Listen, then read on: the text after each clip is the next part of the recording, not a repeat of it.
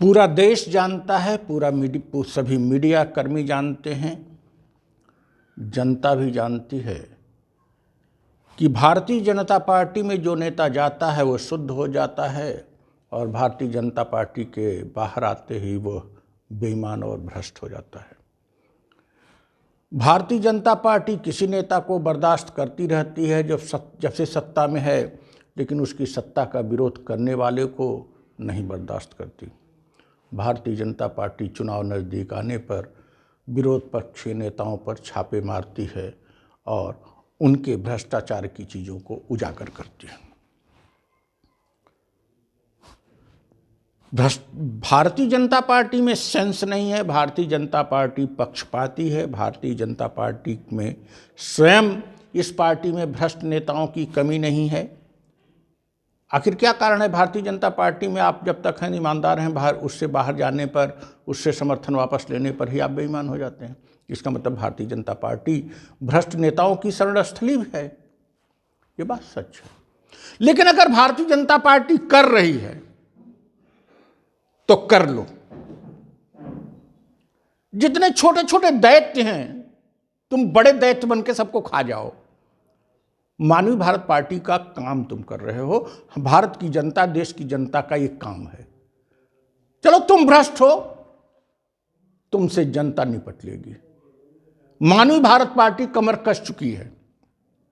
हम छोटे छोटे दैत्यों को, छोटे छोटे राक्षसों को, छोटे छोटे भ्रष्टाचारियों को मिलाकर भारतीय जनता पार्टी नामक दैत्य को नहीं समाप्त करेंगे। हम पवित्रता से, सही साधनों से, जनता का सहयोग लेके भारतीय जनता पार्टी को हराएंगे।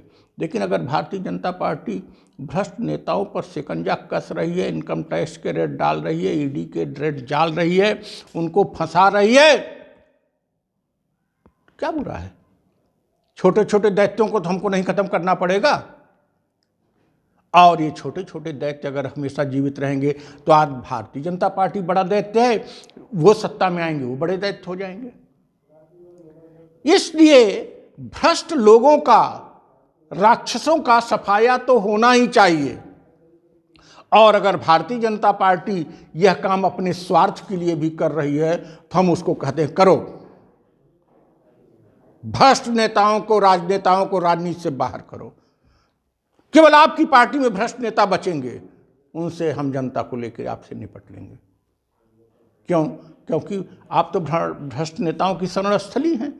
सब डर डर के भाग के आप में जाएंगे और आपकी पार्टी, जिसको कि बहुत ही परिश्रम से अटल बिहारी वाजपेयी ने सींचा था अन्य नेताओं के साथ कि कुछ अलग बने, वह कीचड़ हो जाएगी।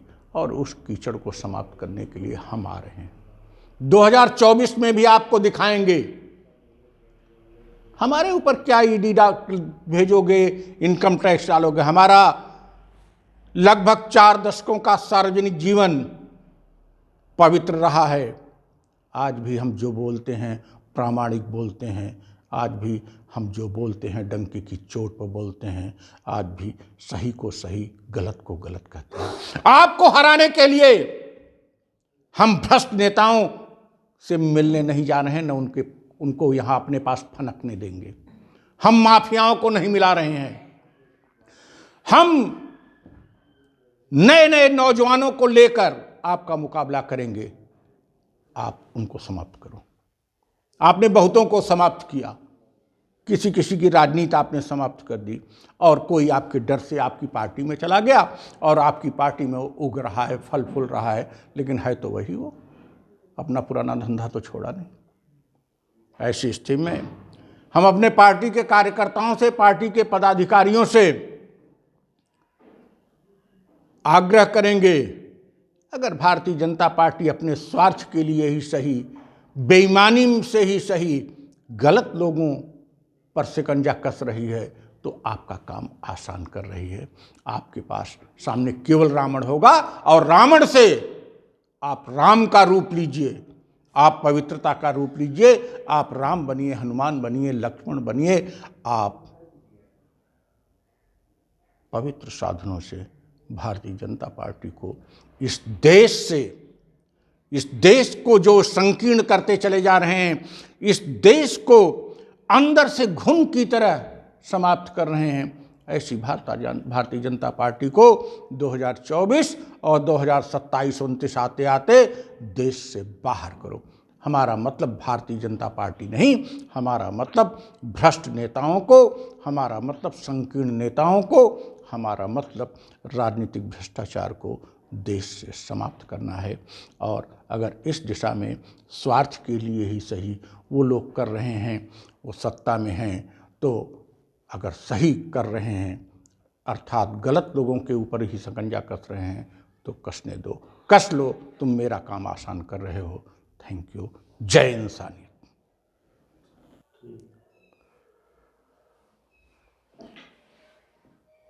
एक बहुत ही महत्वपूर्ण प्रश्न हमारे एक सहयोगी ने पूछा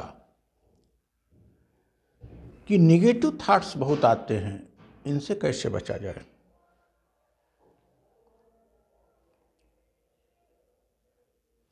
हम उनके माध्यम से सबसे कहना चाहते हैं,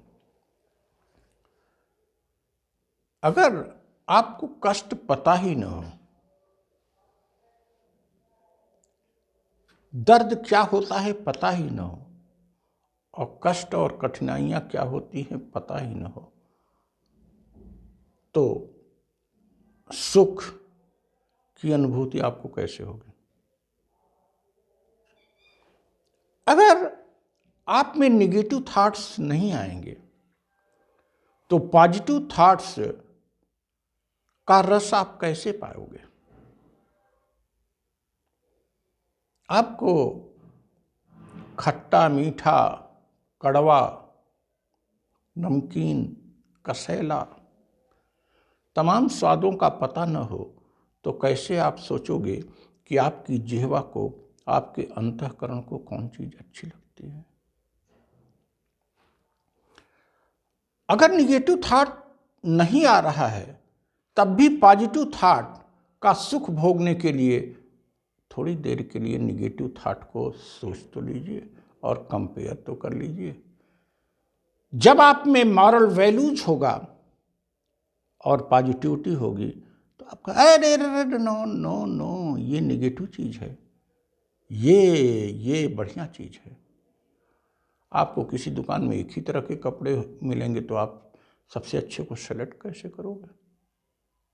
सब एक ही तरह का दिखेगा तो आप सब अच्छा कैसे जानोगे।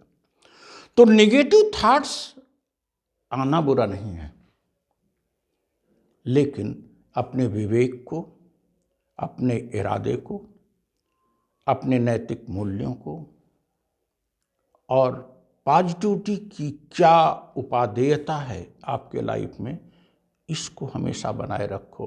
तुरंत ही निगेटिव थॉट पर आपका पॉजिटिव थॉट हावी होगा और आपको पॉजिटिव दिशा में अग्रसर कर देगा। कभी अगर कंफ्यूजन हो कि आपके लिए क्या उपयोगी है तो उन निगेटिव थॉट्स को जो कि थॉट्स केवल हैं, मानव समुदाय के लिए हानिकारक नहीं है, उनको ट्राई भी कर लीजिए। जैसे सपोज करिए आपको लगता है कि वाइन और दूध या फ्रूट्स के, ताजे फल के जूस में क्या अंतर है, तो आप खुले दिमाग से आजमा के देख लीजिए, आपको पता लग जाएगा फ्रूट जूस बहुत अच्छी चीज़ है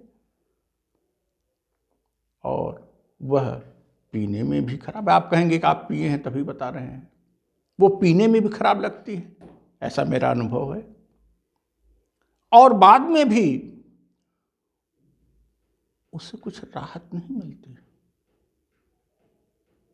आप चाहिए तो शराब पीने वालों से पूछ लीजिए, लेकिन जो फ्रूट्स के जूस पीते हैं उनमें ताजगी रहती है, पीने में भी अच्छा लगता है और बाद में भी शरीर में फ्रेशनेस बनी रहती है।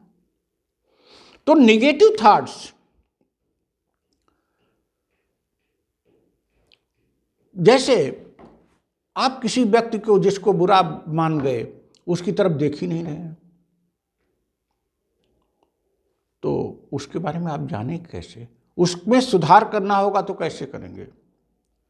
तो नेगेटिव थॉट्स आना बुरा नहीं है, नेगेटिव थॉट्स का भी एग्जिस्टेंस है, पाप का, पुण्य का, सुख का, दुख का, सबका एग्जिस्टेंस है। आपकी चतुराई, आपकी चालाकी इस बात में है कि नेगेटिव थॉट आने पर पॉजिटिव थॉट लाइए और पॉजिटिव थॉट उस पर डोमिनेट कर जाए।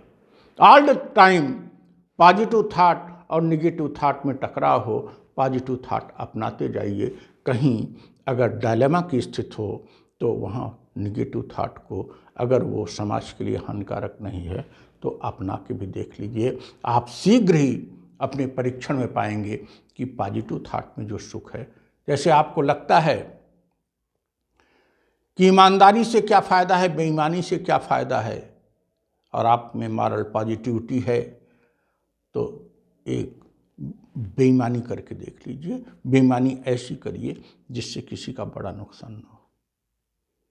आप ऑल द टाइम झूठ बोल के देख लीजिए और एक बात सही बोल के देख लीजिए। आपको देखिए कब तक वो सुख देता है।